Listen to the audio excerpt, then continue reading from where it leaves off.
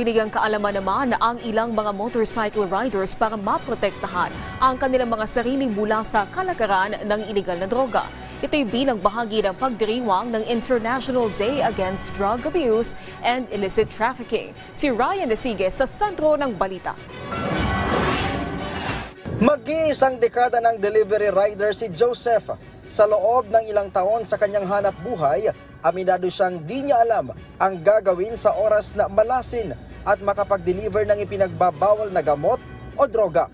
Kaya naman malaking takot sa kanya na baka mabiktima at ang masaklap, mapagbintangan. Kasi kami sir, delivery lang po kami. Hindi po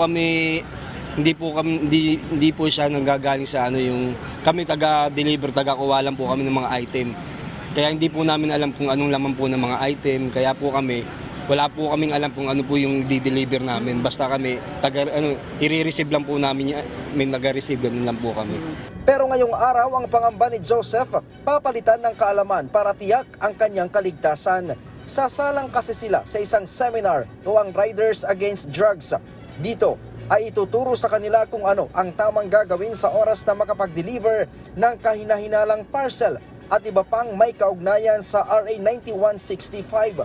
Ang Riders Against Drugs ay bahagi ng selebrasyon ng International Day Against Drug Abuse and Illicit Trafficking 2024. Ang PIDEA will be discussing on the relevant provisions of the law regarding dito sa pag-handle ng mga parcels, no? As also meron tayong mga experiential sharing ng PIDEA tungkol sa mga nahuhuli nilang mga couriers na may nadadalang mga parcels na suspicious. So, bibigyan sila ng tips on how to go about this.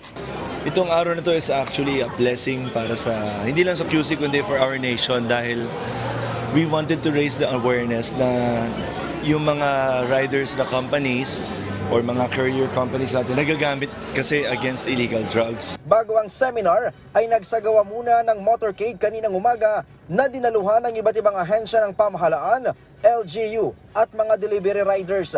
Nagsimula ang motorcade sa bahagi ng PIDEA Building sa Nia Road at natapos sa Philippine Public Safety College. Taong 1987 pa nang itatag ng United Nations ang International Day Against Drug Abuse and Illicit Trafficking. Layo nitong makapagbigay ng kaalaman kaugnay sa paglaban sa drug abuse at illicit drug trafficking sa buong mundo. Taon-taong ipinagdiriwang ang World Drug Day para ipakita ang kooperasyon at pagsusuri sa drug abuse at ipaalam ang masamang epekto nito sa katawan ng tao. Samantala bukod sa seminar ay lumagda din sa isang manifesto of commitment and support for a drug-free Philippines ang mga delivery riders. Ryan Desiges para sa Pambansang TV sa Bagong Pilipinas.